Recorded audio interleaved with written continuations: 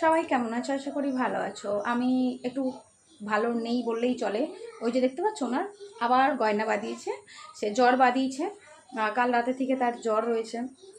তো সেভাবে কিছু যেটা হয় আর কি, জ্বর মুখে কিছু ভালো লাগে না খেতে।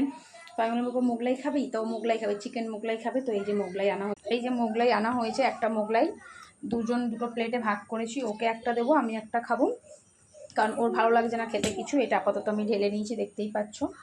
এই যে আসলে জ্বরের মুখ তো, যেটা খেতে ভালো লাগে আমার মনে হয় সেটা খাওয়াই উচিত। তো দুপুরবেলা পনির দিয়ে ডিম দিয়ে ভাত খাওয়ানো হয়েছে। তো ভাবলাম যে ঠিক আছে, যেটা ভালো লাগে সেটাই খাক। ওষুধগুলো খাইয়ে দিলাম। আর এইটা খেয়ে আর রাতে আর কিছুই খাবে না, কারণ 8টা প্রায় বাজে যায়, আর রাতে আর খাবে না। তো চলো ওকে খাই দেবো। বাড়ি আসো। তো চলো ওনাকে দিয়ে দিই খেতে। ওঠো, নাও নাও নাও নাও নাও নাও, নিচে নামো নিচে নামো, এখানে বসো। তো ওকে দিয়ে দিলাম, আর গোলু স্টিক খেয়ে নিয়েছে। আর 10 মিনিটের মধ্যে লাইভে আসছি। অনেক দিন কথা হয় না, আধা ঘন্টা মতন থাকবো। তোমাদের সাথে অবশ্যই গল্প করব খানিকক্ষণ।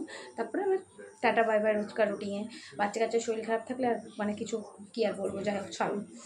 মানে আমার ছেলে একটা মানে বাহানা হয়েছে, প্রত্যেক মাসেই জ্বর জ্বর জ্বর চলতেই থাকে, জানো তো। আর একা ঘরে পুরোটাই তো নিজেকে ট্যাকেল করতে হয়, পুরোটাই। মানে একটা সিঙ্গেল মাদার হয়ে যেগুলো করা উচিত, আমাকে সবটাই সেটা একা হাতে করতে হয়। তো যাই হোক চলো, ওই যে বসেছে খেতে। দেখো চোখ মুখের একদম মানে অবস্থা একদম বিগড়ে গেছে। যাই হোক চলো, আসছি 10 মিনিটের মধ্যে লাইভে।